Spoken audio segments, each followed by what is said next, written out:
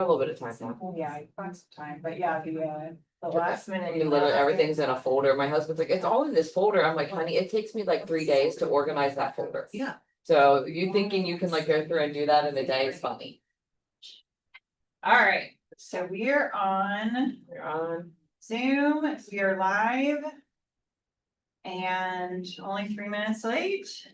Not bad. So this is on, you just have to leave it right there. It captures the room pretty well. Okay. And you don't have to worry about yeah, putting anyone into Zoom. And this clicker works. Cool. So that's that. Plug this in, turn it on. Receiver, you were good. Hey, yay. Thank you, Lynn. All right, you're welcome. Good morning. Morning. You're the only person I don't know. I recognize your face, but I do not remember your name. I'm Shannon Zeller. Shannon Zeller, okay. Yeah, so I still need to take my exam, so I'm just. Okay, doing my maybe best. I must be thinking of someone else then. Yeah. So when are you scheduled or just still planning on it? I am studying right now and I'm going to fill out the application soon, just take it, hopefully within 2 weeks. Ready to take. So, Exciting. We've got a agent over at TCG that's getting ready to take her exam next week, so. I'm pretty confident, but she's like, I'm still nervous, so. TCG being the Chabris group. I'm part of Peter Chabris' team, so I'm with Seven Hills, but we have a separate office. So much about that. Yeah, I'm sure you'll hear more, but that's, so I just wanna make sure you're, it's like, oh, I wanna throw more words at you that you don't recognize. So I'm sure the acronyms right now are probably driving you crazy. All right, so I know a couple of, you've got the book, you said you've got just a printout for today. Do we see if Lindsay can print out what we're doing today? Sure, or I can just take notes, it doesn't matter. Yeah, it should be, this one's not too heavy on graphics, you should be fine with notes. Okay. So if you start feeling like you're not, I'll ask Lindsay, she'll make a copy of it. I'll be fine. All right, so we're gonna talk about, you guys have talked about quite a few different things if you've attended these classes. About leads and that type of thing, so we all know leads are the core of our business, if we don't have leads, we're not doing business. So that is, one of the things that we're gonna focus on throughout this is how to take care of our leads, what we do with leads, how we find them. This one, we're gonna focus on like trying to take you outside of your normal lead sources and give you a couple other ideas on how to find leads. So, feels like an hour and a half could cover all that, but we're gonna do the best we can. All right, so all of our compliance stuff, TCPA, accuracy, like just type about this is hypothetical, don't take it to heart when we give examples, that type of thing. This is for your information only, there's no guarantee of you getting any business after going through this class. So should be, commissions are always negotiable. Fair housing still applies, can spam talks about emails and some things are generated by AI, believe it or not, it's AI. And these are copyrighted. If you want to ever copy any materials in this class, you just gotta get permission first to do so. Basically, it just means like if you're doing something outside of color, you probably should not use these materials. Should all make sense. All right, so lead generation. We're gonna cover the topic of capturing more leads. And so far you've been making contact with your sphere, those people who, and those are the people who know you and love you. So we kind of all get that. I mean, if you've been in real estate for any amount of time and you'll hear it as you go through it, we're constantly gonna talk about lead generation, lead follow-up, lead capture, because that is what makes our business happen. But we all do it in vastly different ways. So we're gonna walk through some ideas on how to do that and how to make it happen. In the end, it comes down to, you've got to have quantity. If you don't, the more leads you have, the better you're gonna be, because you can only convert so many of those leads. The typical percentage most people say they convert is 10%. I think a lot of people are lying when they say that. My lead conversion is right around 8 to 9% most of the time. So it just really, you gotta make, and that means if I have 100 leads, I may have 10 transactions. So that's, that's a lot to do. 100 leads is a lot of people to talk to. So before we get started, we always like to kind of go through and see like, what kind of questions do you think that you're gonna have through this? What kind of things, information are you hoping to receive in this class? Just so you know, I'm gonna make you all participate, so being quiet at the beginning is not gonna get you out of it. So, any ideas? Just some new ideas, things I heard. Yeah. Maybe another way to look at the things you have heard before? Yeah.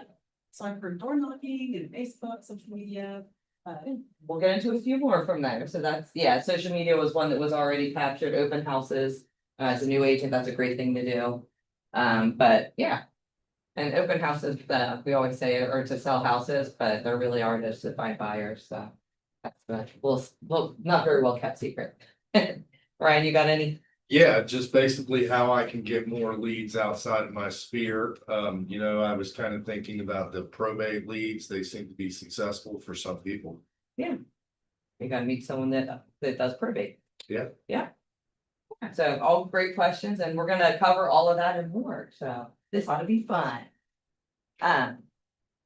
We're supposed to talk about, is anybody doing success system after these meetings, after these classes? Lead generation?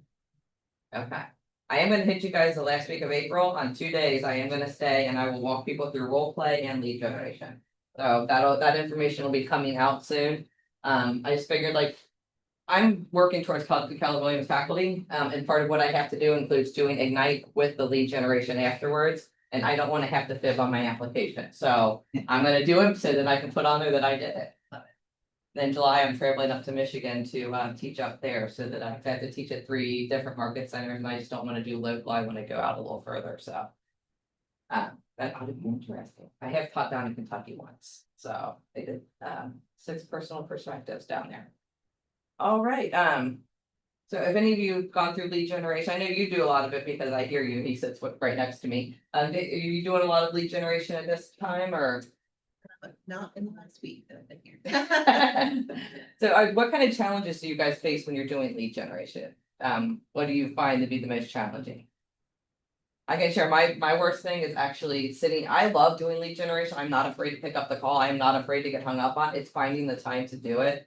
I'm on a total of 8 committees at this point, just in real estate, and it's a lot of time commitment. I love what I do though, and that's part of my lead generation is I know any one of those people that I talk to when I'm doing this stuff, they're gonna think of me. I met an agent from Columbus when I was at a thing on Tuesday. I guarantee you, if he needs a Cincinnati agent, I'm the first one who's called. So there is some networking involved in those, but it's a lot of commitment. So sometimes like this week, I've not had a lead generation session. So it's like, I'm gonna have to really commit, get it done tomorrow, because I'm here till 2 o'clock today. So it's to me, the challenge is not that I'm afraid to do it, it's finding the time to do it. So, any other challenges other than that you guys are facing? So, yeah, I have basically about 270 people in my database. And at this point, over the course of maybe the past 5 months or so, I've called them all, maybe 3 or 4 times. And, it's kind of like to the point where, hey, what are we talking about now? Just the reds? Because I've already asked them in nice ways, if you know anybody, can you send them to me, or do you have any questions? And they just keep saying, no, they're not ready. Buying a house isn't something that they do every day. It's not like a car or anything. So I'm just kind of getting that. We'll let you know if you hear somebody that's ready. And then also, I started farming the neighborhood in the Oakley area. And these people, they're just not looking to move. And I do ask them if they know anybody, send them to me, but it just seems like it's not really doing any good. So you need some fresh things to talk about during lead generation, so that Or more people to call. way to find leads. Anybody else got any, is there anything you struggled with when you were doing lead generation? Before we threw a bunch more stuff for you to do? It's just putting yourself comfortable to do it. Yeah, and that's where I'm struggling right now. And I know the exact answer to that is maybe coach. And that's on my plan to do, but afraid to tell my husband that price tag. So close a few more, then we'll get into that talk. All right, so we are going to talk about systems that work, prospecting versus marketing. Those are 2 different things. They go for the same result, but they're 2 different things. Gold mine of referrals, I'm sure you guys would love to hear that one. Different sources or more sources, how to capture every lead. And it does say we're gonna do daily success, and we're not gonna do that today, but we will recap and go over everything that we've talked about, and hopefully we've answered some of the questions you guys get. All right. So there's a lot of participation things, so we're gonna find that if it's orange, I'm definitely gonna be asking you to do something. And then we are gonna have you guys, because we don't have an even number, or and we probably will have a few people that wander in here because agent time, it's only 9:45, they'll probably be in here by 10. But I will just have you guys group together anytime we have a group discussion we have to do, so. Just keep that in mind and just have Ryan kind of scoot over and you guys can do your group together. So, all right. So we, can someone read this out loud for us? I was hearing a quote out loud sounds better. Go ahead. You love people, but at the same time, you haven't yet learned to love hunting for them. I mean, we don't all love people all the time, but. Yeah, so that's what, I mean, that's what lead generation comes down to. Hunting sounds like a harsh term, but it really is. You're looking for people. You're hunting for them, you're trying to find them, you're trying to find out who is the next person that's going to transact with me. And trying to figure that out. But there's more to it than that, because yeah, we do always want to transact with our leads, but we also have to develop that lead. They have to think of us when they think of real estate. And that's really the way you develop that is how you capture that lead, how you keep that lead for long term. I've got clients that I've had for 10, 12 years at this point that still call me for everything. One that I now am officially part of their family, which is so funny because it's long story there. I committed to making them a birthday cake for a baby shower last Saturday. After that, I scheduled to go to Utah and I left last Wednesday. So like, what do I do? I'm like, I wonder if the cake will survive for 5 days in the refrigerator. So you know, it did. I had to have someone deliver it on Saturday because I was like, I make a commitment, I keep it. That's one thing people will learn about me. I don't cancel unless if I'm deathly ill, there's some major reason I can't make it, but I'm gonna make it up to you if I ever cancel. I've always been known to be extremely dependable. And that's something that I base my reputation on. So if I cancel, there's a good reason why. So that's one thing that I've always worked on with my reputation. And with lead generation, that's what I try to do. So if I promise I'm gonna do something, I do it immediately. And I don't mean like, because that's immediately, it can be taken a lot of ways. When I'm doing lead gen, I'm not setting up searches. I'm not answering emails. I'm not sending contact information over. I make a list. I do it once my lead gen time is over. Because if I take the time to do that, I'm gonna go down a wormhole. And I'm gonna find other things to do. What if I can't find that plumber that they want? What if I can't find that number at that time? Or what if I need to find a new contractor, but nobody's telling me, what that person is? Then I start doing that research and I miss out on half an hour of my lead generation time. So it's really keeping into a schedule is really important to me. Does that make sense to everybody? Yes. Yeah, so that's one thing that I've always tried to do, and it's I actually kind of and our team we have everybody that's a newer agent is required to be there from 9:30 to 11:30 to do lead gen Tuesday through Friday. I think Fridays are kind of optional, but I'm not part of that group, so I don't know. And I laugh when I'm in there in that morning and I see these people getting up and talking to the mortgage person, going to talk to their coach, going to talk to talking amongst each other. Someone got flowers yesterday. They spend more time talking about flowers than making. I'm like, you guys are allowing yourselves to get distracted. Just be glad I am not your coach because I'm not as nice as he is. So basically, what we're gonna look at is we're going to look at creating and disseminating lead generating messages. That's a big word for sending. I love big words, they're fun. And expanding our referral strategies. So we're gonna by the end of the session, we want you to be able to pick your top 4 lead generation sources. And I will share what mine are, but I'm gonna wait till we get to that section because it'll make more sense then. And we're gonna hopefully we'll be able to lay out strategies and timelines to generate leads from these sources. There's one thing to know where you're getting your sources, but you also have to know when and how you're gonna reach out to those sources. So, make sense to everybody? Yep. Awesome. I got lots of notes. It's the first time I've taught this one, so I always have to kind of look back to my notes. So we're gonna start with systems that work. Keller Williams has always said all along that Keller Williams is built on systems and models. And that's something, if you read any of the books, they constantly talk about different models, different systems. I've always been one that like, I kind of hate when people tell me what to do. So, but as I've gone through here, I've been at Keller for almost 2 years now. And, the things that I have learned since I've been here have helped me even after I'll be 18 years this October in the business, or this November in the business. I'm still learning new things by looking through Keller and how they do their job. I am still learning new things. I know Annie and I had to talk about this before she came over. I'm like, it's surprising to me how little the other places I've worked emphasize some of the stuff that Keller really does and puts it in front of you in a way that makes sense. So, you picked a good company to start off with. All right, who wants to volunteer for this one? This is a Gary Keller one. Sure, I'll go.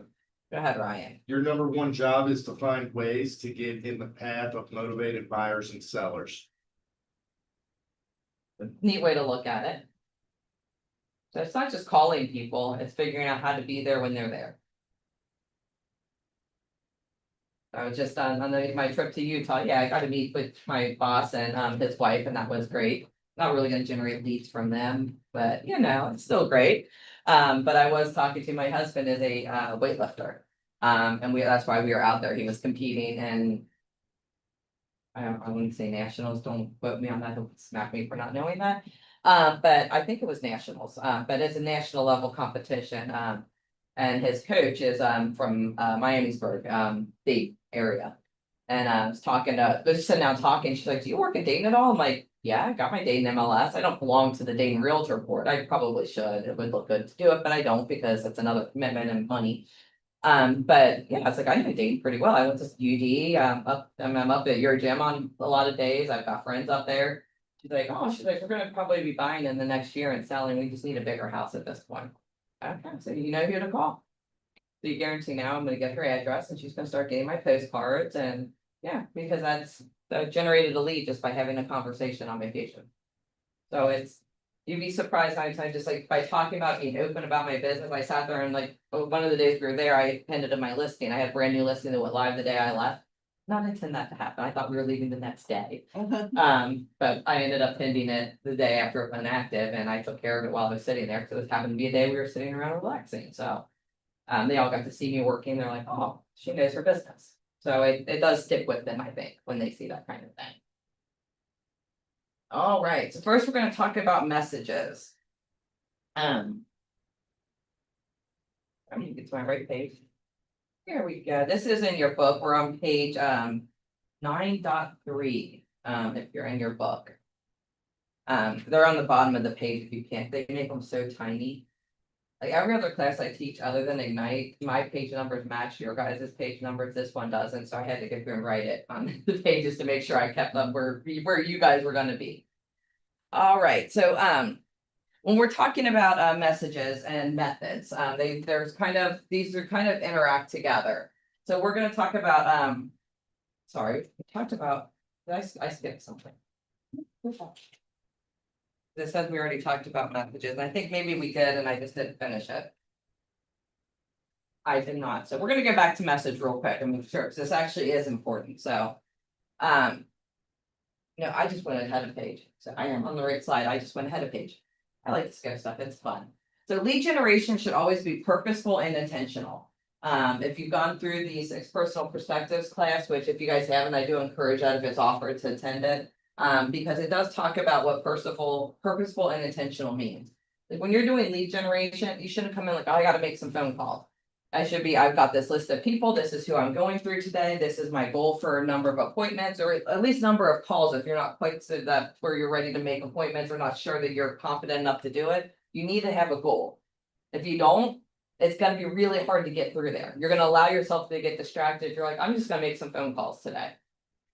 So I've got my CRM is set up, my lead management source is set up where I've got hot leads, warm leads, cold leads, sphere leads, active leads.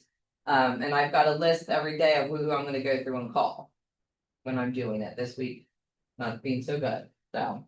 But that is, if I'm going to do it, even if I decided this afternoon at 3 o'clock, I've got a couple hours, I'm gonna go ahead and make some calls. I'm gonna look, who am I gonna call today? If I don't at least set that goal, I'm not gonna do it. or I'm gonna allow myself to stop at some point. Does that make sense? And when I'm calling, I need to know what I'm gonna talk about. Because, nothing's worse than getting on the phone and being like, I have no idea what I'm gonna talk about. So I encourage whatever lead management system you use, make sure you're keeping notes on previous conversations. So that you know like what you've talked about before, so you can build on that. They're talking about their kids going, like graduating this spring. Well, if they're getting ready to graduate now, so they go, ask them when's graduation, you have a party planned, do they know what they're doing after graduation yet? So things we call forward, your family, occupation, Recreation. recreation and dreams. Sorry, thank you. I'm like, it's just like my head just went blank. Or a lot of times, I've heard the word frog used too, is family recreation, occupation and goals. So that's often used more when you're meeting like business to business versus personal, because dreams isn't quite as definitive as goals when you're talking business. So those are things you want to talk about. So you want to keep notes on that so you can look back and understand it. Or if there's something major going on in the market that they need to know about, where they're going to ask about interest rates. So you gotta have a general idea where interest rates are. With the understanding that it's always dependent on their credit, their type of loan, their length of loan, all that kind of stuff it's gonna make a difference. How's your local market doing? Say, oh, the real estate market's great. Well, why is it great? So having some specifics going into that call is gonna make you sound more informed and more ready to go. So if you know you're calling someone that lives on the east side of Cincinnati, I don't think I'd be putting west side stats, or make sure it's all of Cincinnati stats. Really easy to find. You go on to RAGC's website, they have the stats right there for you. And then you can say, oh yeah, right now we're up on number of listings, we're down on number of actual transactions though, like what is it actually going on? So we want to make sure that like we're up on listings and down on transactions, that means there's more inventory. So that's not necessarily a negative thing. Where are you seeing these stats in the events? RAGC has them. Just go on their website and look, just search for statistics, and it's actually a graphic. It's really nice to share on Facebook too.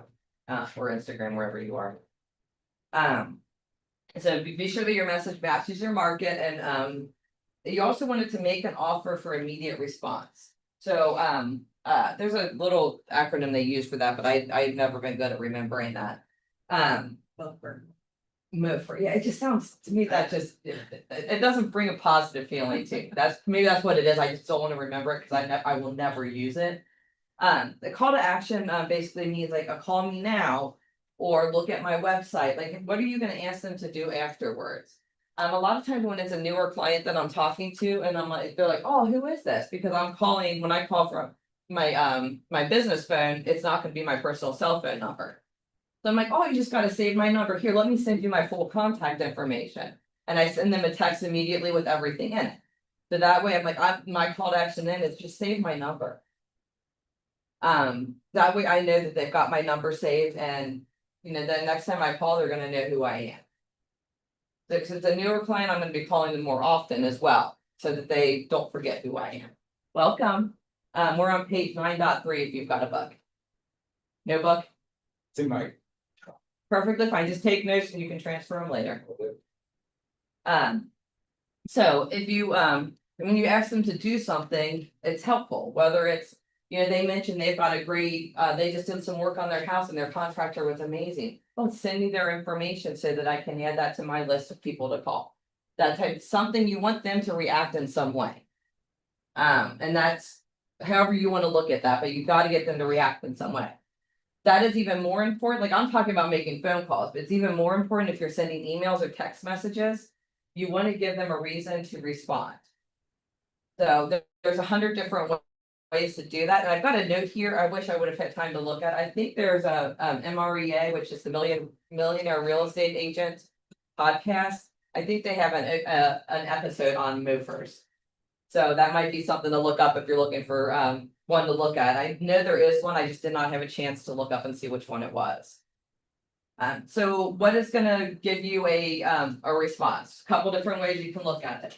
This awesome house just came on the market. If you're looking for a home in this neighborhood, call me right away. I don't really like that one. It sounds very salesy to me, but it creates a sense of urgency. or to me, it'd be more like, okay, in your neighborhood. There's been 3 houses that sold in less than a week. If you've been thinking about buying or selling, please call me right away so we can set up a time to talk about your strategy. Something like that sounds a little less salesy to me than. Saying, call me right away so we can check out this awesome house. So it's however you wanna word it, but it's gotta be, you will develop your own style as you go along, whatever works for you. I know Ryan's been experimenting with some different things lately and it's working for him. Yeah. It sounds natural coming out of head. You gotta make sure your style works for you. I'm an extremely direct person. So I'm not gonna make it flowery. It's really hard for me to do that. You can almost guarantee if you see something flowery from me, it was AI generated. Because I can't, I'm just not, it does not come back. Every once in a while I can do it, but it's just not my natural tendency. Like let's do marketing remarks for house. It's well maintained, new roof, like I'm like, just do the facts, so you don't need this. Yeah, so I'm very glad I got a transaction coordinator. So another one, interest rates are at the lowest ever. No, they're not, but they are the lowest they've been in 2 years or something like that. Don't quote me on that. I did see something recently, but do your research first. If you're considering buying now or thinking about refinancing, I can put you in touch with the lender who can work with you. That's a little softer approach, but you're offering them and you're saying, get in touch with me so I can hook you up with my lender. So not too bad. Do you know about the prices of home in your neighborhood or any area of town? I've got just the report to me. Call, text, or visit my website to sign up. So you're offering them to say, hey, if you were interested in like what pricing is doing, I've got a report I can send to you, just let me know. So. Not too bad. They're kind of generic ones, but you gotta remember this is given to a lot of people, a lot of different markets, so they're just trying to throw something out there, get you thinking a little bit. And the last one too, keep on, they give them multiple options on how to reach out to, because I can guarantee you, I've got one cousin, I sold him a house, we never talked on the phone. It cracked me up. I would intentionally call him just to see if he would pick up, and he would always text me back. So it got to be kind of a joke. But it was, I mean, it was an easy transaction. He got his own mortgage person, he had everything lined up, he bought the 3rd or 4th house we looked at. I mean, it wasn't bad at all, but. It was pretty funny. It became kind of a challenge. I still call him, every time there's a family event, I call him just to see if he'll pick up, but he never does. Like one of these days, you're accidentally gonna hit that green one instead of the red one. So that's kind of the message that we're talking about. So then we're gonna kind of talk about the method of sending those messages. Oh, this is funny, they did this, and I'm like, I don't know if they did it on purpose or not, but it is literally, it's not me not hitting it forward. There's 2 slides in a row that are exactly the same. I'm like, I think it was supposed to be like the red was supposed to be on message and then on method, but it's exactly the same. They do that a couple of times in here, so. As a method. There's 2 ways of getting a message out to a target group. And the biggest ones are gonna be prospecting, which we were kind of just talking about. I didn't really touch on actually marketing. So it is 2 different things, and we're gonna kind of touch on each one of those things, because prospecting is reaching out to a particular person, trying to get them to call you back, talk to them about real estate, that type of thing.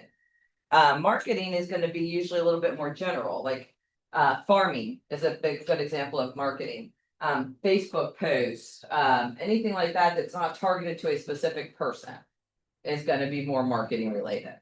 Prospecting can go out to a group, but it's usually gonna be like specifically you're looking to get them to talk to you, versus marketing is spreading your name and your information. That makes sense? All right. And then move on to, talking, how do we talk to a lead? How do we get them to convert a lead from just someone we know into somebody that we are actually going to have their information and talk to them? And this approach is pretty common. I mean, that's something you see all the time. And I'm gonna give the example at and I'm still kicking myself in the butt for not having a business card with me. Cause they never did call me, but it's probably because they lost a piece of paper I wrote my number on. Not because they didn't wanna call me. Not in mind. I was sitting at dinner one night and happened to hear 2 ladies behind me talking about that they had listed their house for sale by owner and they didn't get any activity on it. They were so frustrated, they didn't know what to do. So I'm like I said, I'm a direct person, so I talked to them and asked them some information what they're doing. I said, you know, I'd love to like, kind of see your house, see if I can give you some suggestions. I didn't offer to list the house. But I was like, let me see if I can give you some suggestions, do a walkthrough on it, that type of thing. They weren't comfortable giving me their address. They wanted to see who I was. That's I didn't have a business card, so it was kind of hard to validate who I was. But they were like, okay, we'll give you a call and we'll let you know to come through. The conversation starter was, I hear you're having an issue. And the approach is how can I help you? And that's one thing we want to keep in mind. We don't want to go to people and just demand stuff from them. We want to offer assistance. That is how you get somebody's attention. They don't want you to come to them and say, give me your phone number so I can call you. They wanted you to offer them assistance, offer them some type of thing to help them. The assistance I was offering is how can I walk through and kind of give you some ideas of why I think your house is not selling.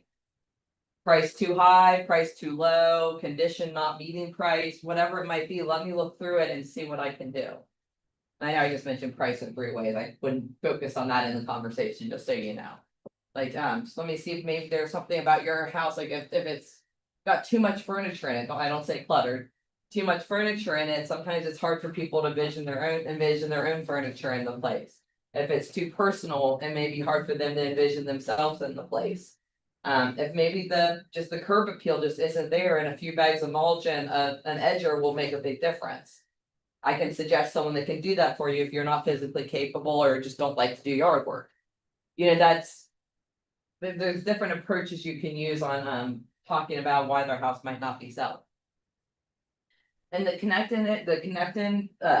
part, to me is easy. I connected with them because it's local. I mean, I'm sitting at Outback in Colerain. The house was in Colerain. I grew up in that area. I live in that area. I know that area. Easy for me to connect to that. If we talked long enough, I probably would have found somebody that we're both related to or knew in some way because that's how Colerain is. And most people aren't at Colerain Outback. They don't travel to go to Outback. So just admit that we all know that. It's not Texas Roadhouse. So people are crazy about Texas Roadhouse. So my daughter's like, oh, let's go to the Montgomery, Texas Roadhouse. I'm like, we don't live in Montgomery, but yeah, it was always fun. And then ask that. I think that's the part that and it's funny because I know I've had a direct conversation with somebody in this room about asking for that appointment, asking for that contact information, asking to be allowed to call them back, that type of thing. Asking for that information is really, really hard. But it is, if we can't ask, that lead never turns, that person, that possible source is never going to turn into a true lead. Does that make sense? You guys all agree with that? Yes. My mental hack for this is trying to remember that I'm there to help. I'm there to give, you know what I mean? Like I'm the fairy godmother, you know what I mean? Like I'm more equipped than anybody in my mind. I'm like, I'm more equipped than anybody else that they might talk to help them. Yes. And not in a way that's Not oh, cocky. I'm better than anybody. Yeah, It's just like, this person needs my help. They really need me.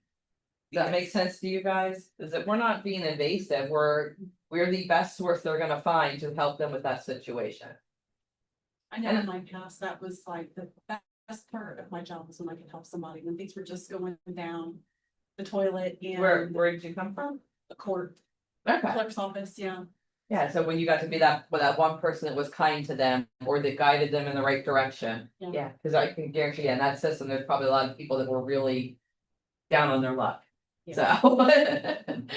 Yeah, so being that person would make a big difference. I had a great interaction with somebody at Claremont County's recorder office yesterday. I had called 3 different places. I got the runaround. He's like, no, I can get you what you need. And he emailed over what it was supposed to be a deed and it wasn't. It was a an affidavit of survivorship. So I had to remember what that is. The guy's wife had passed away. So I found out some information, 18 years in the business, I'm still learning that the affidavit of survivorship takes the place of the deed until the house is transferred again. So on this property, there's not a deed there. This affidavit tells them how to do a new deed. It is the direction to create the new deed. So when a new deed is needed, when it's transferred again, a deed will be created. Dumb little fact, I didn't know this, but the guy was kind enough to explain it to me because when he sent it to me, I'm like, what is this? I was looking for a deed and he's like, but this is what it is and this is how it works. I'm like, great. you just made my day and I just get approved this process with the mortgage company wrong. So it was, yeah. Got to kind of have a little bit of fun with it. So, yeah, being that one person that gives them that bit of information.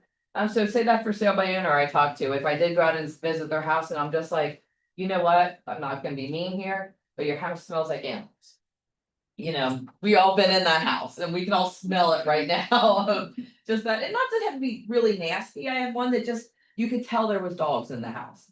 Not really gross, just you could tell. And so we ended up having to go through and clean all of the carpets. We had cleaned the living room, but apparently you could still smell it in different parts of the house. We just had all of the carpets cleaned and we never had that complaint again. So, and that was at agent previews. I had someone walk through it, and preview, like 4 or 5 agents came through and previewed it, and it's just that one agent had the nerve to tell me it smelled like dogs. I'm glad, and I say nerve like it's a bad thing, but it was her giving me that feedback. Made me walk through it again, cause I've been in that house when it was a complete mess. So it was hard for me to separate myself from what I knew it had been to what it was now. So maybe I overlooked the dog smell because it was a lot worse before. You know what I mean? Like, it's easy to do that, like when you've been in, I've known these people for a long time, so I've literally worked with them for 5 years before they found a house to buy. They want a very particular neighborhood. And I think they just kind of stopped for a while and then they realized after COVID, they realized their house was too big, which was funny with 2 kids, but they're like, our house is too big, we need a smaller house. And we want to be in the neighborhood with their grandparents because they love walking to their grandparents' house.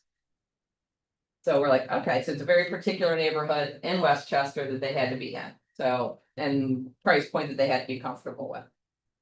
So it wasn't always the easiest thing to deal with, but it was 5 years in, finally they found a house. We had to sell their house. Complete trust in me, and they ended up selling it for 30,000 less than what we thought it was going to be worth. But we just weren't getting offers. They were done with it. They were able to walk away at this price range. They took the offer and moved on. It was a cash offer too, so that did help. But because I've been with them so long, like I knew how bad their house was at one point. I mean, nobody came to their house. It was them and their, like, they weren't like big social people, so they just, I mean, they didn't care that the entire living room was turned into a toy room. And the family room was a toy room. So we're like, okay, we've got to get traditional here. We need one of these 2 rooms has to be staged as a living space on the first floor. Because they use the basement. They didn't use the first floor for a living space. They used the basement. It was a lot of things that we had to go through to get this house ready. The dog smell just didn't bother me. Because I knew what they had done to get to that point. So sometimes you do need that other thing, like, so how can I help them? I help them by being honest. That other agent helped me by being honest with me. And that was just a very, very hard thing to do, but it did help in the end because we did sell it. So, any questions about that? I know I kind of went off topic a little bit. The leads are everywhere. We have to approach them. Tell me which part of this bothers you the most? Asking? Yeah, I mean, I understand that having confidence is really important there, but I guess I'm curious. What there are ways of asking directly or phrases that have been really helpful for those of us who have been doing this longer. Yeah, I'd say going through and doing a role play on this, ask if when you're doing it, if that could be a topic. That they're always looking for new exciting ideas, so don't, he's also on our team, so we do role play every month. I don't actually go to it, but I do like listening to it, it's hilarious. There, I'm just more kind of laughing at everybody. Not in a mean way, it's interesting to watch how people get so self-conscious. Yeah. But like, I know I've heard you have conversations, you can do it, but they get very self-conscious when they're doing it. But we don't do them face to face in the way we do them, like but it's funny. I would say look at that, but there's a lot of different ways. So if it's someone you know and someone you like, I'd say rather than asking them for the referral, ask them to go get coffee. Ask them to get a drink after work, whatever your MO is. As far as like who you like to hang out with, that type of thing. My friends love when I ask them to get coffee. They love that I love Mexican, like everybody, well, I shouldn't say everybody, but Mexican's my go-to. Like if I can't figure out where to eat, it's gonna be Mexican. Nothing else, I get a munch on some chips and pretend like I ate 10 when it was actually probably 30. But that's, I mean, I love doing stuff like that. So like if I wanna be social, then let's go get lunch. You pick the place, I'll drive to you. So I've got more flexibility than most people do during the day. But but I feel like it's like, let's say you go get coffee and you're talking about your lives and stuff. Like where I don't know, I guess I just struggle with like an ask in that because it feels like it cheapens the whole interaction. Yeah, I would look for openings, especially when it's the first couple of times you've met with someone, make sure that they know you're in real estate in some way. Get a name tag, leave it on when you walk in for lunch or coffee. It's something subtle to let them know, like, that you're in real estate, if they don't directly know it. Believe it or not, in 18 years, there's still people like, oh yeah, like, really? You must not follow my social media. But I'm like, there's gonna be an opening, say they're talking like, they've got their own house. Trying to think of a way to, sorry, I'm like going through my head, like, how would I reach it? Ask them, how's it going at the house? It's have you know, like, do you need any work done at the house that I could refer somebody to you for? Normally most people are gonna complain about something going on. Like, oh my God, my roof is blown and like, it's the quotes I'm getting are ridiculous. Like, I'm in real estate. I've got some contacts. I can reach out and get you a couple more roofers to come take a look at it for you. Is this a person you know or a person you don't? I'm curious about both, honestly. I mean, I think for a person I know, I've been doing a lot of like the SOI calls, first time like SOI calls, and I think we talked about this too, but it's like, it feels like it kind of cheapens the interaction. So my conversation, what used to be and still is when I'm like in the right, whatever, if it's someone that I know. I basically, it's like, Christopher, you're someone I really trust, your friends and family, whatever, like, obviously I have a lot of respect for you and then just call it out and be like, I hate this because it sounds so salesy, but because, I trust you so much and I know other people do, like, if there's anybody blah, blah, blah, whatever. Do you know what I mean? Yeah. And if it's someone you don't know, I'm like, just call out the uncomfortableness of it, be like, it's gonna come off the sales pitch, because just call the thing out that you're like trying to avoid. You're like, I hope it doesn't because, I love my job, I love, like, go into like your whole little elevator thing about, and then that's it, just call it out. And then it's not uncomfortable, because then they're like, oh yeah, I totally get it. And if it's someone and you're being genuinely complimentary of them, genuinely, like, you're not just stroking their ego. I mean, you are stroking their ego a little bit, but you want to be genuine about it. You're not trying to kiss their ass. And just tell them, like, I trust you. I know other people trust you. I know you know a lot of people. Like, I got into this. I'm so excited about it. Blah, blah, blah, whatever. Like, I want to put you on my team. And that means I need you to refer me. Can you do that? Here's some cards. People love to be other people's cheerleaders, I feel like. I think they do. And like, I mean, there's some people I think it'll be a little tougher with, but just figure out like the approach that works for you. And I do like that, just saying like, hey, I know this is gonna come across, but I'm in real estate and our whole business is referrals. Yeah. So I just wanna, let me know what I can do to be that person you think of when you think of referring someone to a real estate agent. Yeah. So And just like call it Just out. by telling them that, they're probably gonna think of you next time it comes up because you said that out loud. So Yeah. it's, Feel like this is the part that I hate the most, but I'm not trying to connect with people. That way. I don't know, it just like diffuses it. Yeah, and then I would also like, I like to end it with like, hey, but whatever business they're in, and let me know like what, like if you're looking for clients, if there's, hey Tara. Hi, we're just sneaking through the back. Oh, that's fine. If you, whatever business they're in, like, can you refer to them for some reason? Right. Depending on what they do for a living. So I've been trying to keep track of as I go through people, like, what do they do? So I know, like, if something comes up, I can search on that and I can hopefully refer people to them at some point. Sometimes it's really hard, Yeah. but maybe just to their company, like, what are your company hiring for? That I may have a client that's looking for a new job. And we don't want them to move in the middle of the transaction, but if they're looking for a new job to be able to afford a house, you may be able to connect them.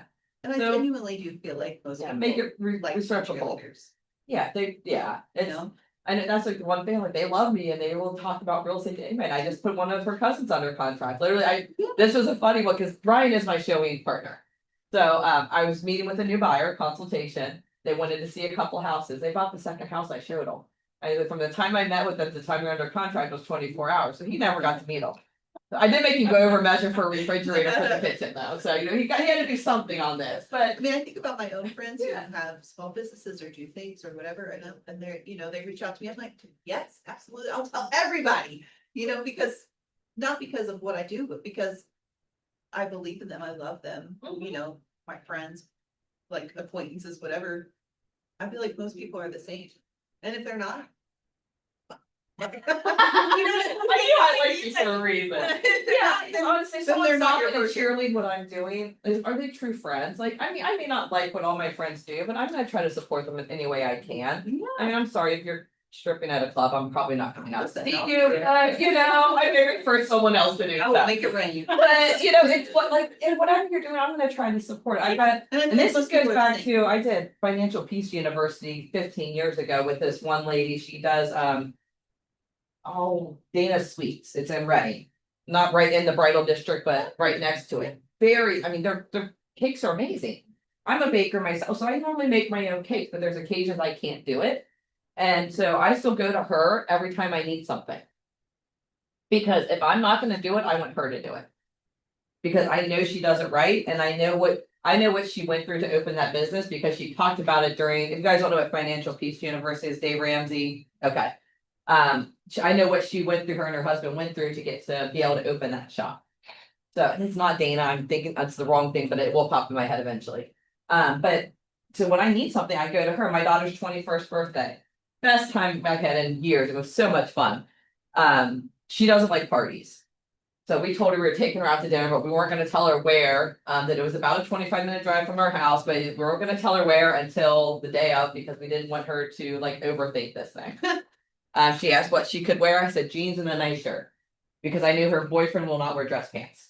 They've been together 6 years, I've seen him in dress pants once, and that was for graduation. So hoping I guarantee the wedding will probably be at a barn, so they probably will be in jeans. But, so we know this, and we were taking them to Carlo and Johnny's.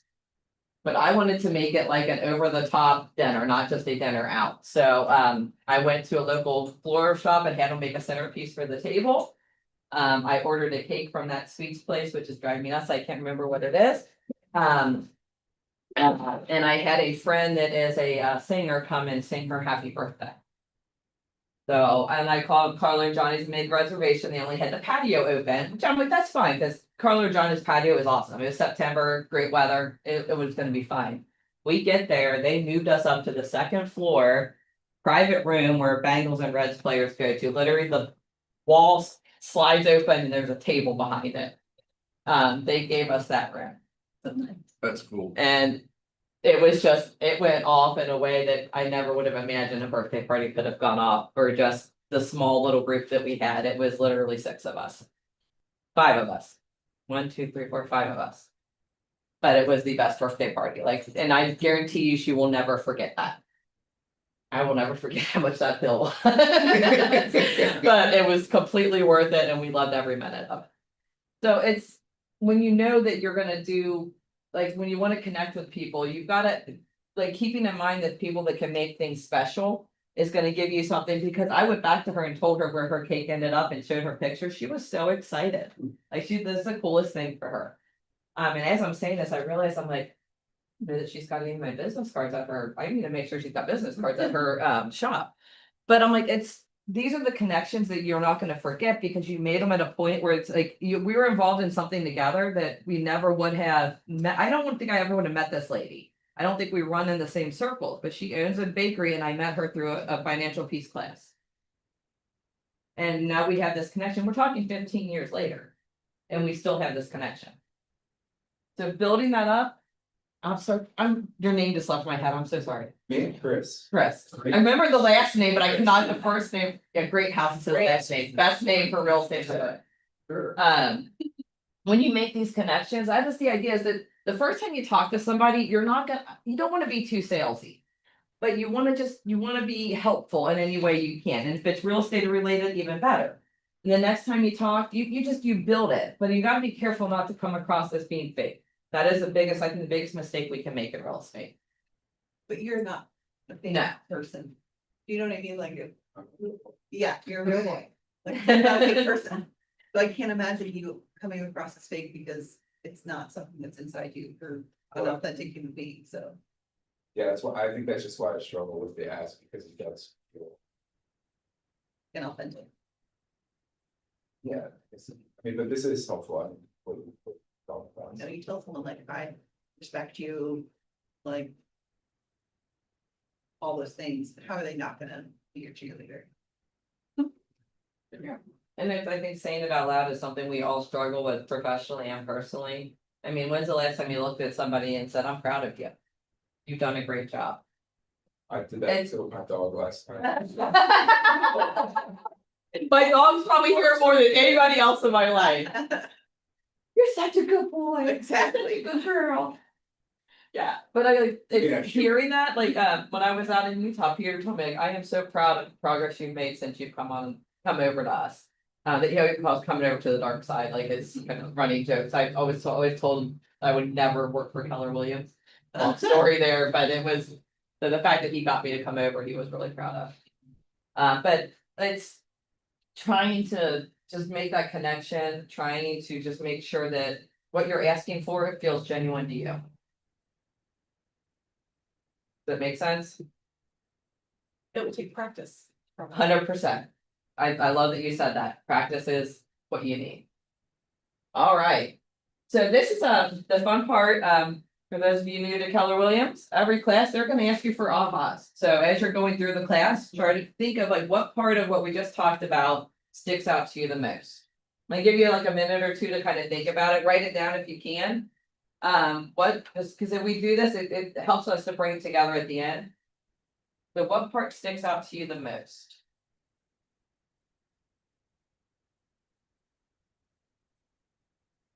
Well, I want to say I liked your example of being in the restaurant and hearing two people talk about it, and not being afraid to just kind of jump in. That's inspiring to me because I would have a hard time doing that, but it can be done. It's Yeah. possible. Do it The now. part I always try to keep in mind is that I'll probably never see those two people again, so even if I made an ass out of myself. Sorry for the language. I'm never gonna see them again. I hope I am, but if I really did come across as an idiot, they're probably not gonna call me, so I probably won't see them again. But at least I made the effort. I mean, and it's just facts. Some people are, standoffish, and some people are, oh my gosh, this must be a sign. Yeah. You know, if you could have. They each had a couple drinks, so I figured standoffish wasn't happening. Anything else anybody like to share? It's probably a little bit behind, so I'm gonna step up pace a little bit. Sure, That's all right. on the asking part, everybody had different ideas and, I'm definitely not afraid to ask, but sometimes it comes off a little salesy and cheap, like Chris was saying.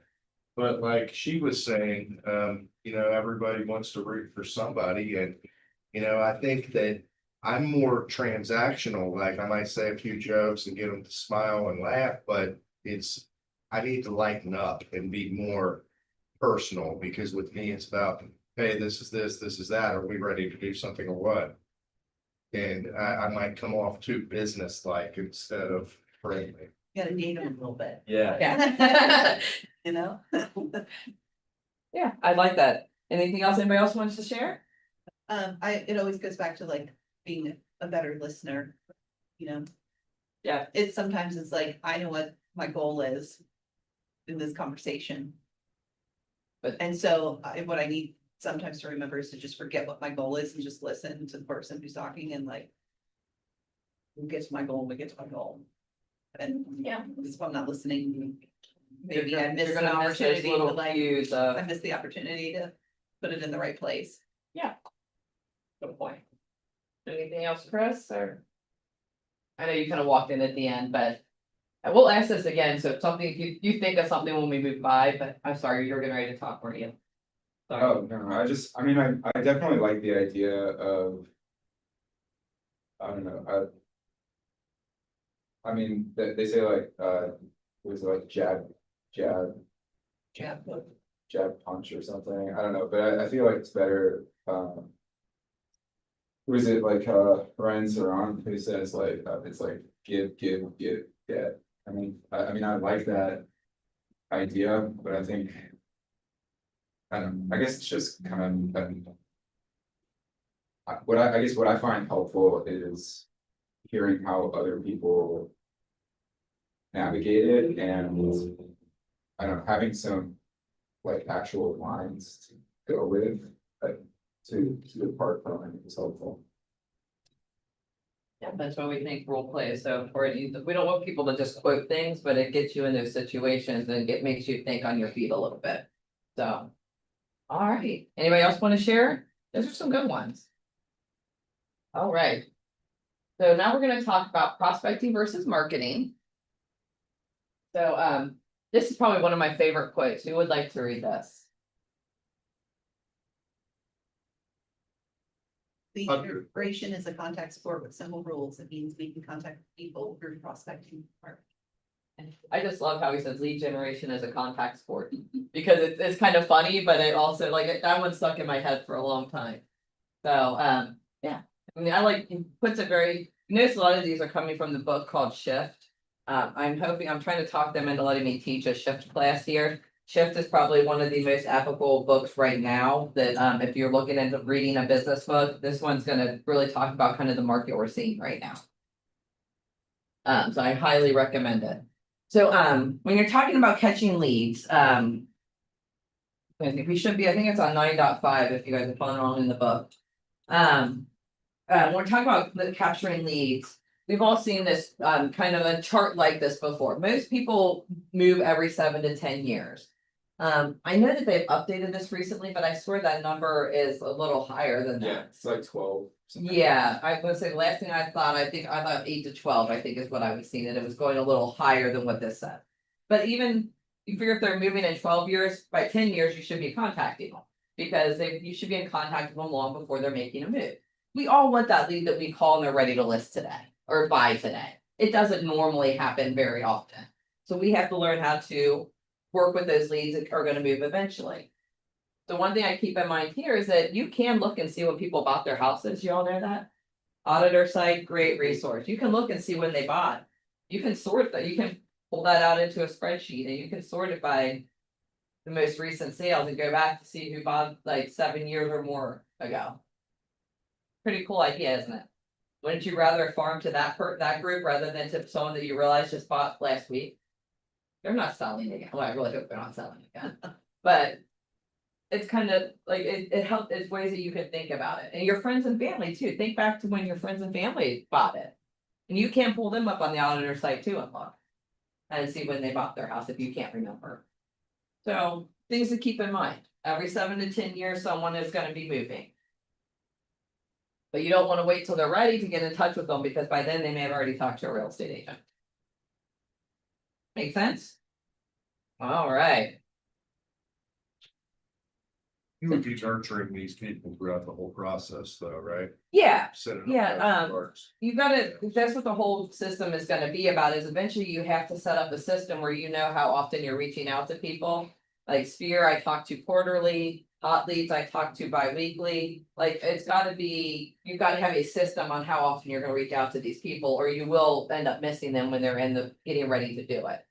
Or like there's 100 different systems you'll hear about how many touches you should have for your leads. So the people I talk to my Sphere quarterly, but they get 2 emails a month and they get a postcard. So they're getting, well, we look for 52 touches a year is what our group looks for. So it depends on where they're at, with who they are, but those are just Sphere people that may or may not be buying. That are not actual direct leads, like if I know they're gonna be buying, they get moved into hot, warm, cold, like wherever they're gonna fall as far as when they're gonna be buying. Or selling. Make sense? Alright. Alright, so a couple different things we like to think about when we think about marketing and versus prospecting. Marketing is typically very money intensive. It's also passive. And you look for long-term results. Something like farming, you're probably not gonna pick up a lead right away. You normally have to farm an area for 12 to 18 months before you get a solid lead. So when you're thinking about marketing, like how often do I want to do it? How much am I willing to spend? So maybe if quarterly postcards, 12 to 18 months, maybe I do monthly postcards. But what's going to be on those to get your attention so that they're not just automatically standing over the trash can and throwing them away. So you gotta think about like, what are you gonna put into it, because it is money intensive. So, like, if I put in $1,500 for the year. Am I gonna, and I don't get a lead, can I afford to lose that money that year? Or is it, can I think about it in the long term that I'm putting 1,500 this year, 1,500 next year? But by next year, I should have 2 to 3 leads. And if I'm prospecting the right area or marketing to the right area, I should get enough leads for one closing to cover those 2 years. On this marketing material, whether it's a flyer, postcard, or even on our business cards, is there like a QR code that goes on there that, or when I'm not really up to date on technology, but like if they scan it, can they save that contact and then like? You their have to con- have the QR code set up, but you can do that definitely. Okay, so like that contact would go in, like we have our picture and our. You All can of set our it up to do information, that, okay. yeah, you can do that with the QR code, and I would encourage you, if you're gonna do marketing, to figure all that out before you do it, so that it's consistent. So if your QR code's gonna send them to your website, or send them to I hate to say most Keller Williams, they just don't have a very inclusive website. So I don't know that I do a website, but where are you gonna send them to, so if it's just to a download contact, that's a great start. So just make sure it's. Canva, or you can do it directly, and. Like, so, or the QR code. Just kind of drag it in, and then there's like a place for the URL, you just. And like anybody can do this, right? Yeah. I mean, you don't have to have like a special. No. Program license or. No, actually Keller Williams provides Canva for us completely for free. Yeah. So. Yes.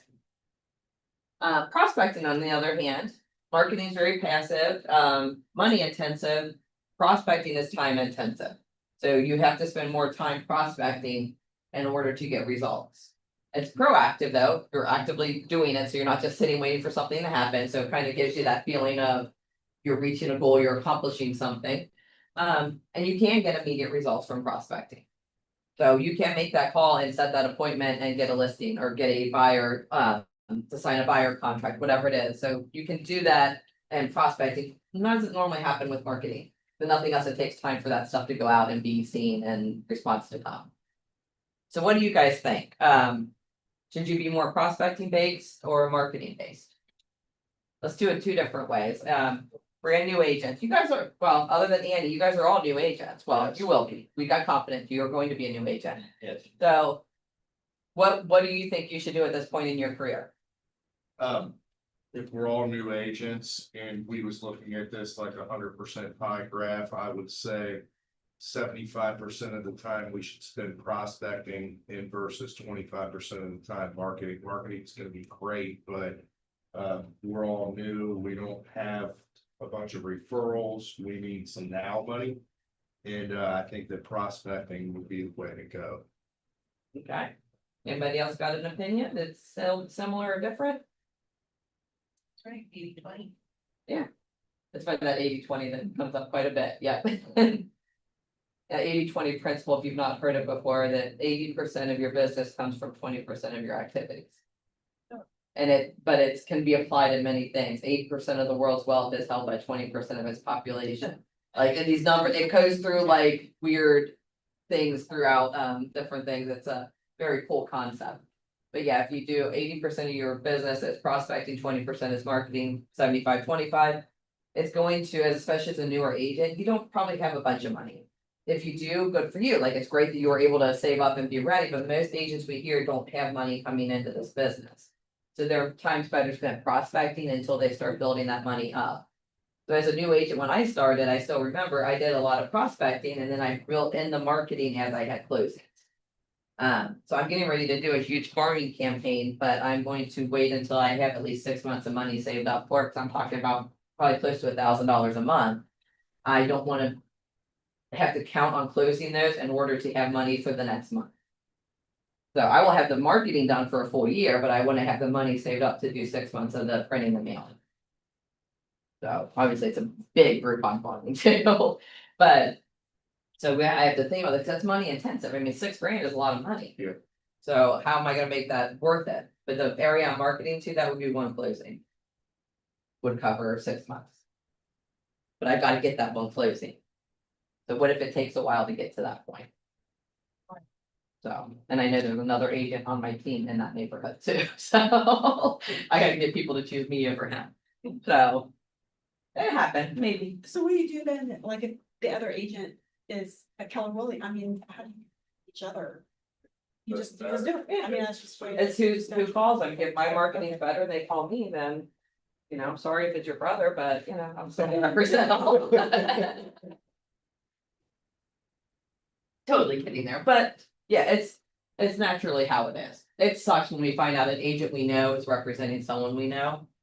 But in the end, like, okay, at least they found someone to represent them and, you know, ask them like, why didn't you think of me? What could I have done differently for you to be the person that I called? Or that you called? So, like I said, I'm direct, so I'll ask them. And then probably would say, I forgot you were in real estate. Or they may say, I think you're too new. Okay, thanks for sharing that. You know, maybe next time, you know, when I've got a couple years under my belt, will you think about calling me then? Or can I keep in touch with you so that you can refer someone to me that I can help? I was wondering about that and being genuine, how genuine is too genuine? I like, if you say, you know, I'm new, I'd like to hear what you're looking for in your real estate needs. Should you leave out like I'm new? I mean, some of your friends are gonna know, like. my Yeah, friends- people that know you are gonna know, and that's probably who you're gonna ask that to, and I would say, yeah, you know that I'm new into this business, so when you were looking for an agent, can you tell me what attracted you to that agent? What made you call that person? Yeah, cause it'll give you information. So, yeah, cause someone that doesn't know you're new, so I would leave that out from someone that you don't know. So, make sense? So start off doing lots of prospecting, move into marketing, build your, what we call a pipeline from marketing. Now money, I like that term, now money from your prospecting. But still remember, now money still means 2 to 3 months down the road. Good. So. Now money is not paycheck this week. Got a couple investors, you may have a couple of now monies that are a lot quicker, but they gotta find somewhere. All right, so this is probably some of the things that you guys will really be looking for. This is on 9.5. This is a list of different ways to prospect. And a lot of these you have probably seen before. Phone or face to face. I love face to face talking to people, so I do a lot of networking and that's why I meet a lot of people. Listings that aren't represented, that's what Minda said about agency. So for sale by owners or expireds, great way to do it. Either one of these you're doing, don't try calling them, don't try, mailing them something great, have fun, just show up. Even if they're not gonna answer the door, have something to leave at the door for them. Because they're gonna get 100 phone calls, they're gonna get 100 things in the mail, they're probably throwing them all away. You stop at a for sale by owner, make sure they have a copy of a residential property disclosure and tips for staging your house. They may think to call you if they need something. Remember, we offer service before we ask for the listing. Sound good? How are you getting the for sale by owners? Are you just simply driving past the house? Is there a list that I can pull up somewhere? I'd love to say there's a list. You can look on Zillow because they will list for sale by owner on Zillow.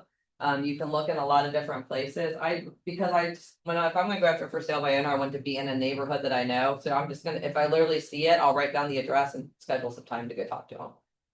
I don't have a lot of success with it, but I figure I'm already in the neighborhood, so it doesn't hurt me. Expires, I'd say pretty much the same thing. But you're gonna approach them a little different because they've already done a property disclosure. They don't care about staging, but maybe you find some information on why houses aren't selling in Cincinnati or something. You leave that article for them to read, your business card, like, hey, if you want to give it another chance, call me. That type of thing. So offer service first and then see what they need. Sound good? All right, circle prospecting, that is something, find a source for it. We're lucky our team has a source, but I'm sure Keller Williams does too. Circle prospecting is picking a neighborhood and calling houses around them that are likely to sell. I think our list pulls from people that bought more than 5 years ago. So that's always a good list to look at on like making phone calls, emailing, mailing too. But you want to actually be able to talk to these people, so mailing is probably not a good thing. You got to find a way to get in touch with these people face to face or over the phone. Apartment complexes, most people don't plan on living in them forever. Especially if you can take that to the next level, find who manages that property. Can you get in with them to, when people are getting ready to move out, they can pass on your information? That's a good friend to That's have. helpful. Yes, It would be an excellent friend to have, but isn't it like against the law to tell that property manager? Like, hey, every person that you send me, I'll give you $500. Like, it we're is. not You allowed to cannot do pay that, for a referral like that. So how could we get in with a stranger? Without bribing them, basically? You're having a business meeting, you can take them out to dinner, out to lunch. You cannot charge alcohol. That cannot be a business expense, just so you guys know that.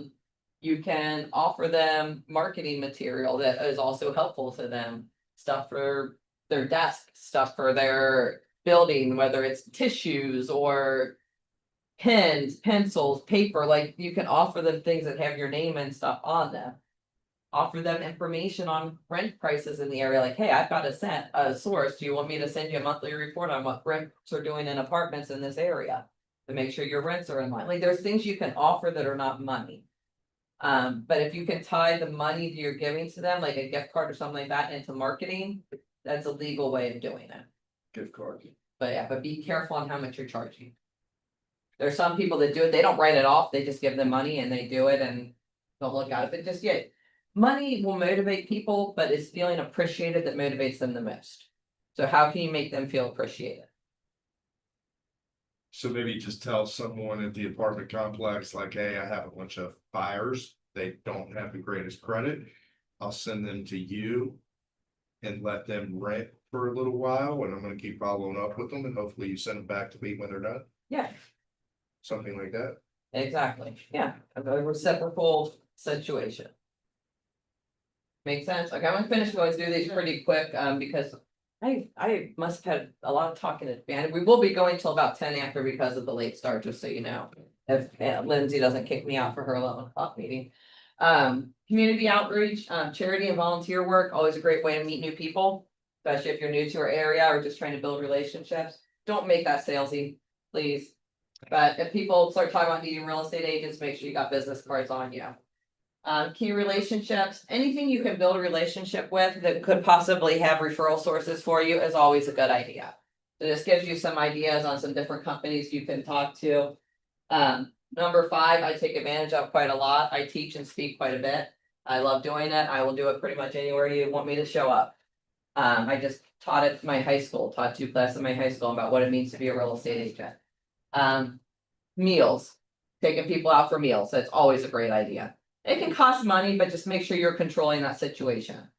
Door to door, 100%, if you don't, especially the weather being nice right now, great time to walk out and talk to people. Networking events, I love networking, always have. So I will network 3 to 4 times a month, I'm on some type of networking event. Booths and kiosks, I'm getting ready to do a community event next week at Corey High School where I'm gonna have guess the price of the house. I'm gonna have one in Coleraine, one in Marymount that look almost exactly the same. And have them guess how much the price is just based on the area it is. It's really funny to watch people guess, it's hilarious. Walk-ins, yeah, good luck. I've had 1 in 2 years at Keller, so. Walk-ins are a little bit tougher, so lots of great ideas though. Can I take a picture of that slide where you've been on?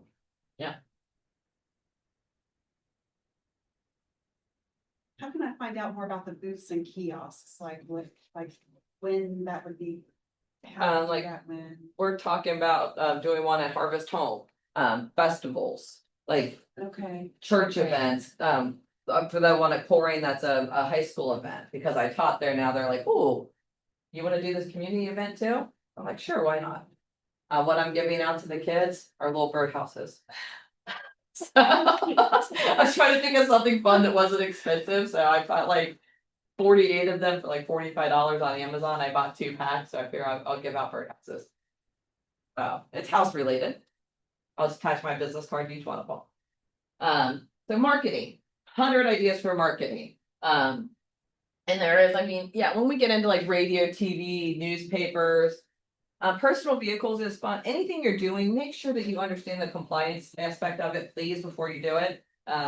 You have to have your brokerage on there. equal prominence. Make sure you're not advertising something you can't deliver, can't say best agent in Cincinnati. Be careful, someone could call you out on it. So just be careful you're being honest in your marketing. Bus stops, benches, magazine, I mean, there's hundreds of yellow pages, really. Grocery carts, I mean, you go to Chlorine's Kroger, there is, Mark Shump is all over that grocery cart, I love Mark, he is so fun.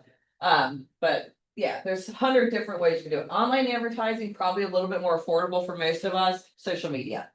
If you're gonna do marketing when you're starting off, social media is 100% the way to go, it's free. You can boost ads, you can pay some money, but it is free, so it is your best marketing. Different portals. Broadcast, I mean, live social media, that's a step up, doing a blog, that type of thing. So you can build into this, direct mail is gonna be most of your postcards, that type of thing. The postcard does have an everyday direct, or every door direct mail program that they do, where it's a little bit cheaper to send stuff out, but they're very specific on what you send out. Swag, I love the word swag. So yeah, we have promotional items, it's something you can hand out to friends and family that they can keep, it's great. I'm on the crap list with half my family, because I didn't mail them calendars this year. I forgot, I honestly completely forgot, so I gotta make sure I order them this year. Public relations, news releases, advice columns, like, I mean, unless if you have a contact, 100%, that's awesome, not easy to do. Sponsorship is another good one. Can you get t-shirts for a softball team? Hats for a softball team, like water bottles, like, can you do something like that? I'm sports related, because they're all starting right now, all the little Pee-wee sports and everything. So, can you sponsor something? Make sure you know what that cost is ahead of time. One thing I used to do quite a bit of, my kids were in plays, so I would buy the biggest ad I was allowed to in their programs. And I would design the ad and send it in, so it would be appropriate and would match the play they were doing, so it just stuck out a little bit more, but they would have ads in all of their programs. And that's a sponsorship, because it helped to pay for printing that program. So I do program now for Germania, I do that program for their carnival group, and I got a full page ad in that. So. On top of the one for my family that we had to do. So prospecting and marketing, when you can combine the two together is how you're gonna really pull things together. Farming, when you do it, you should be mailing something, but you should also be calling those people. Or door knocking, something else that's direct contact. So you mix the two together. When I talk about geographic or demographic farming, are you farming to an area or are you farming to a group? The demographic being whatever demographics you can think of. Be careful you're not discriminating. Events, open houses, think of an open house as an event, that's the number one way you'll be successful at open houses, it has to be an event. You wanna do seminars, contests, can be very affordable, because you know what the cost is gonna be. Client appreciation events, a little trickier to plan, but if you're to the point where you wanna plan one, figure out how you can talk to a lot of people to help you do that. Networking is probably one of the easiest ones to do. I belong to the Chamber of Commerce for my area. I go to as many of their events as I can. I hit every event I can that's networking. Sometimes I'm not in the mood to do it, but there's always at least one person I'll talk to. So just know who you're going to, have fun with it. Especially if your past clients invite you or your sphere invites you to a networking event, I would attend it because they're inviting you for a reason. Does that make sense? Even if you're not in the mood to be social that night. There's sometimes it's hard. Never in the mood to be social. And then you can purchase your prospecting sources as well. So just yeah, lots of fun things. You can mix them together. Any questions on that? This is all on 9.6 if you're following along. I think most of you are, but. All right. So any big ahas from that section?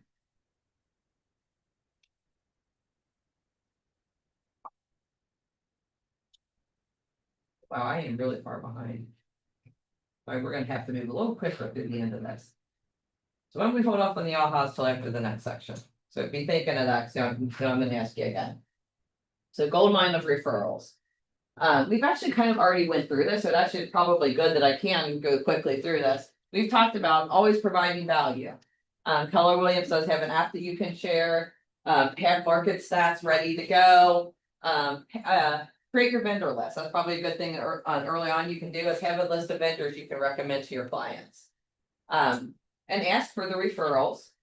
And give them a reward for referrals. This does not mean cash. It means some way of thanking them after they give you a referral. So just be sure you do thank them. I mean, I had one that closed this week. I immediately reached out to referral source, so let me take you out to lunch. So we're hopefully doing that on Monday. After I teach again. And one of the biggest things, easiest things you can do, so affordable. Go to the dollar store, get yourself the cutest little packet thank you notes and just send them a handwritten note. Thank you so much for the referral. Made my day. And to make it even more special though, do it before they close, before they're even under contract.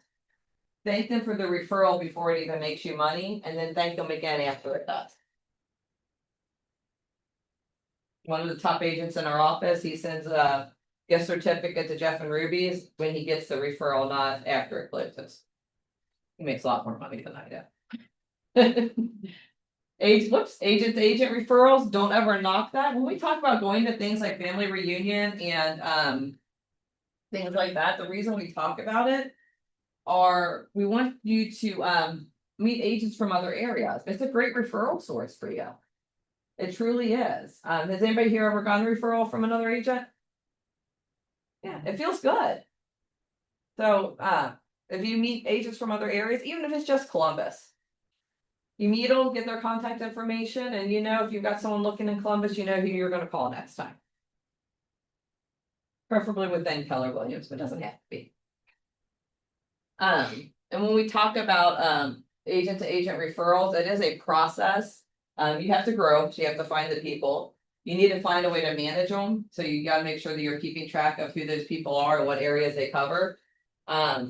And you have to maintain it, so you've got to keep in touch with them. You can't expect a referral from an agent when you haven't talked to them in 5 years. So it is a process of keeping that. I know I'm going through this quickly, I apologize, I just don't want to miss out on some of the information. So just know it's in your book, if you need it, it's there. In command, this is actually a really cool thing, if you have a chance, go in and look for the map. You can actually pull up a map, go to an area, and it'll show you all the Keller Williams offices. So, and then you can look at list of agents and you can sort them by like number of transactions or time in the bit, like you can sort them by the information that's on there and then their contact information's there. So if you don't have a contact in that area, you can make it. Like say you just transferred here, like you used to live in Chicago. Well, you probably want to have a referral network up in Chicago because you probably have friends and family still there. So you may want to look up who do you know in that area so that you can refer them out later. I think somebody said one time that there's a way, I think it was through command to see like. Let's say Covington or Greater Cincinnati, like where people are moving from. That are moving to Greater Cincinnati, have you ever heard of this? I have not, but if you find out, please share that with me. I haven't, that would be awesome to be able to find that, because then you know who to market to. Exactly. Yeah, find an agent there. Yeah. And also worldwide referrals. If you ever do make it down to family reunion, go to the international event. And don't do what I do and forget to bring business cards. The only agent I've got information from is Indianapolis, so. Didn't exactly do my job, but I had the best time there, and I know Tara absolutely loves that event, so I met up with her and. Long story, I ended up having to buy drinks for her and her hubby because a credit card, they lost a wallet or something and turned off all their credit cards, and it was interesting day. But it was a lot of fun. We had a great time. We'll never forget it. Business to business referrals are once again, we talked about networking. That's what we do. If you, whatever area you're in, if there's a chamber of commerce, join it.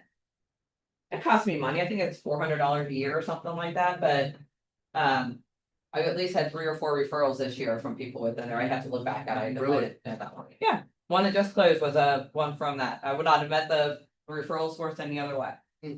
So, not that I'm aware of. The business to business, awesome referrals. Especially people like, you know, you might as well shoot for the stars, doctors, dentists. You know, shoot for the people, lawyers. Lawyers are a little bit harder because they think they can do it themselves and they legally can. So they're a little tougher, but some of them actually stay in their own lane. But you know, who do you know? Not to be like bad, but you know, divorce attorneys. They can't help themselves because there's probably a conflict of interest, as according to the divorce attorney I talked to. Not talk to for a divorce, just so we don't get rumors back to my husband. Funeral homes. It's sad, but what other kind of people need it more? Homes for older people. I always say nursing homes, it always sounds kind of, it almost has a negative feeling to me anymore.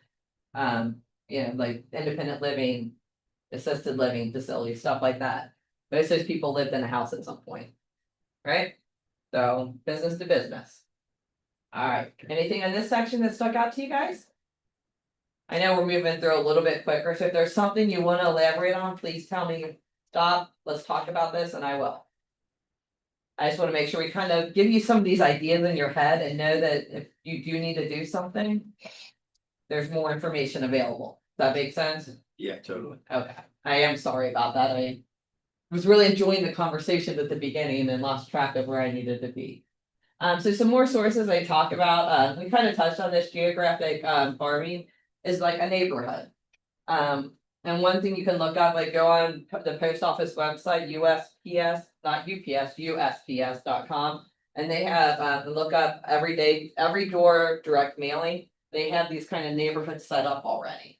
It's their routes for their carriers. You would put something you want to send out, they give you the price for sending it to that route. You send it to every door.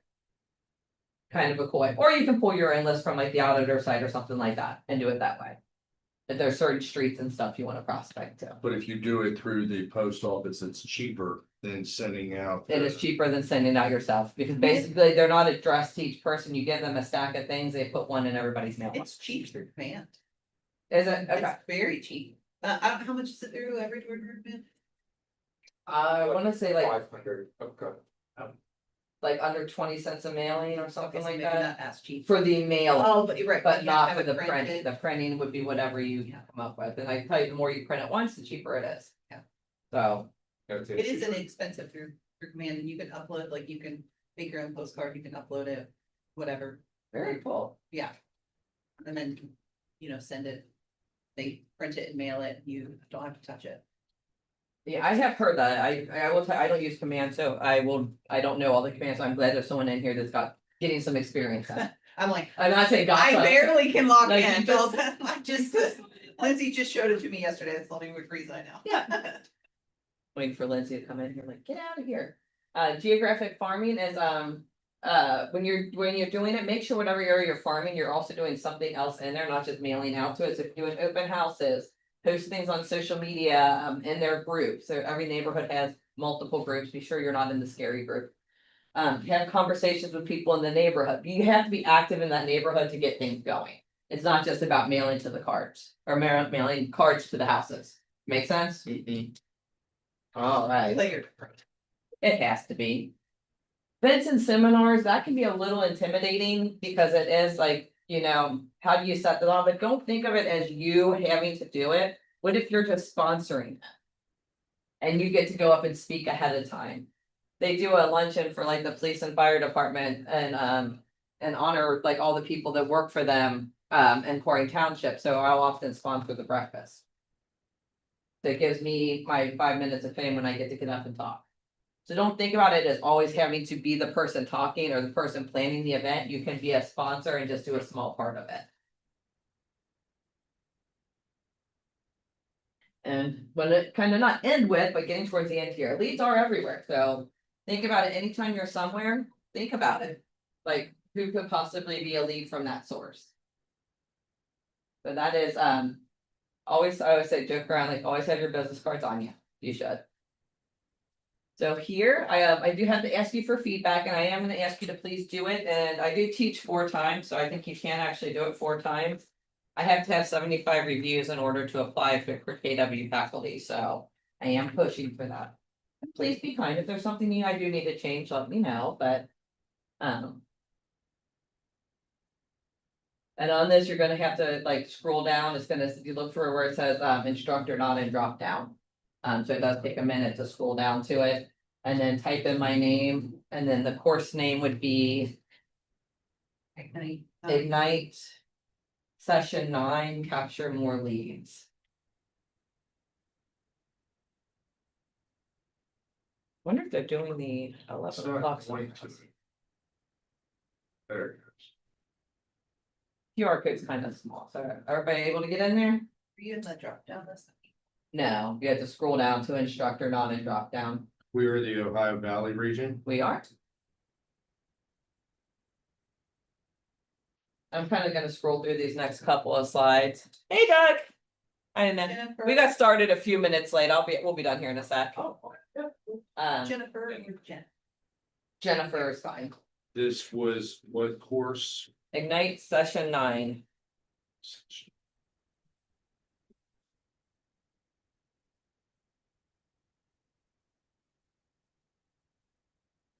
Hello, how are you? Good. Thank you. All right, before we head out, would anybody like to share anything from the class that's really gonna be something they're like, I'm gonna do this, this is what I needed to do, I needed to hear this, anything like that you'd like to share real quick? It's just developing your own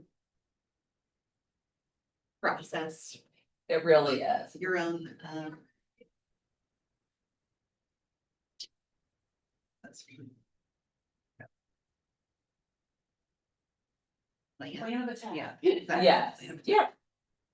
And as the new agents coming through here, that's what you're doing, is you're gathering information and you're gonna figure out what you're gonna do with that information, but keep your notes, keep your ahas, and it'll help you make that plan. Good, knowing that I've got something in the. You're in a great position to plan now and hit the ground running, cause Yeah. Jennifer, I don't see your name in here. it's not go to instructor, not enlist. You'll have to type my name in manually. Thanks, Jennifer. Thank you, Chris.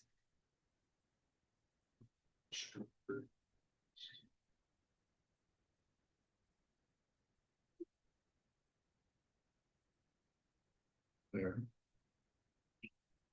Oh, Wear my glasses to see this.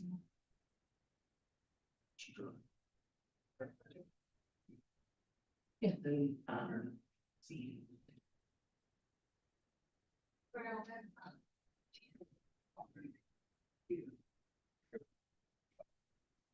Yep, and then you can type it. Gotcha. Around for that. You're on the, Oh, it went good. It was fun. That's a good one. Yeah. I like it. Yeah.